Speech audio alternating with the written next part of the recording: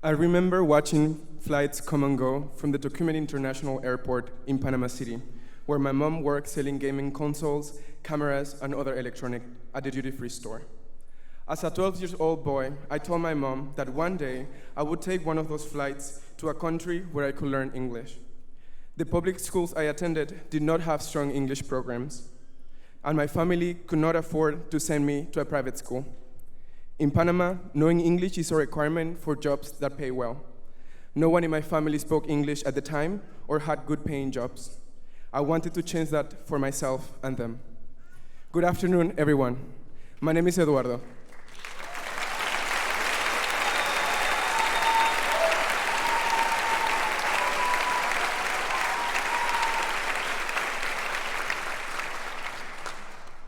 My name is Eduardo, and that was the starting paragraph of a fundraising campaign I launched in the summer of 2020 in order to afford my studies at the Hertie School. My journey to come to the Hertie School was not easy, and I'm sure that many of you could relate to that. Some of us faced financial struggles that were exacerbated by the COVID-19 pandemic. Some of us could not see our relatives for a long time. Some of us could not come to Berlin on time and had to attend courses at 3 in the morning because of time difference. And unfortunately, some of us are still grieving the loss of loved ones. Despite these adversities, today we accomplished the culmination of a master's program. As future policymakers and experts in the field of international affairs, I would like you to reflect on the following question. Do you think that having the opportunity to study at the Hertie School and being able to successfully conclude our studies are solely the result of our hard work? Today, I want to talk about a phrase we all have heard so many times. If you work hard, you can achieve anything. While this phrase might look like an attractive principle, its basis is quite flawed. Meritocracy assumes that everyone has the same opportunities, has access to the same opportunities, and thus the successful ones are the ones who work the hardest. If there is one thing we learned in our time at Hertie, is that such a belief is quite false. Then I ask you, did the students who received an acceptance letter into the Hertie School but could not afford it not work as hard as we did? Meritocracy is a powerful concept that legitimizes socioeconomic inequalities. It is tyrant because it blames the less fortunate for their own failure. Meritocracy neglects the role that factors such as class, race, gender, sexual orientation, abilities, age, global origin, and others place on people's life. It is important to note that I'm not discrediting anyone's effort. I know that all of us work very hard to be here.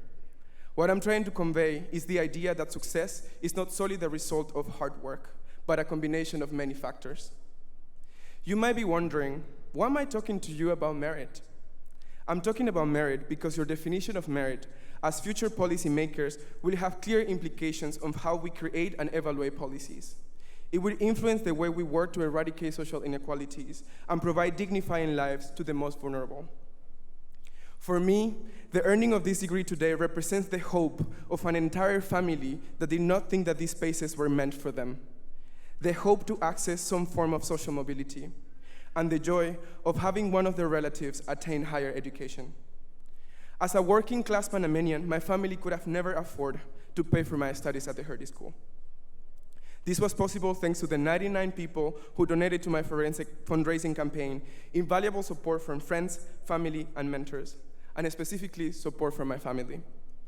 I want to take this opportunity to say a few words in Spanish to my mom, who's here today, and it's her first time flying to Europe.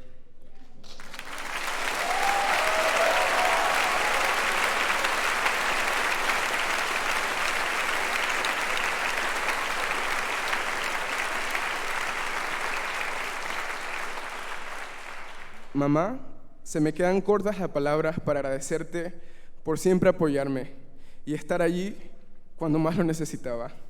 Sin ti, esto no hubiese sido posible.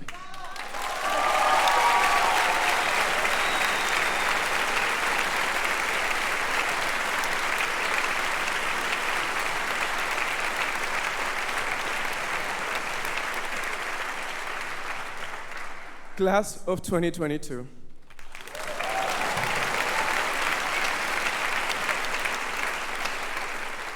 You should feel very proud of what you have accomplished, especially in the middle of a pandemic.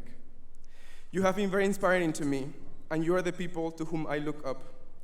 Climate justice activists, fierce defenders of democratic values, LGBTQ activists, feminists, advocates for a better education system, defenders of Palestinian rights, and people who are rigorously fighting for a world where Black lives finally matter.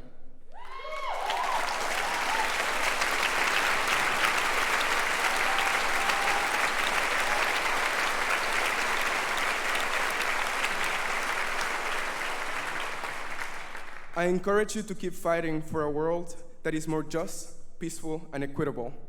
A world where we could help other kids watching airplanes come and go. Thank you so much. Muchas gracias.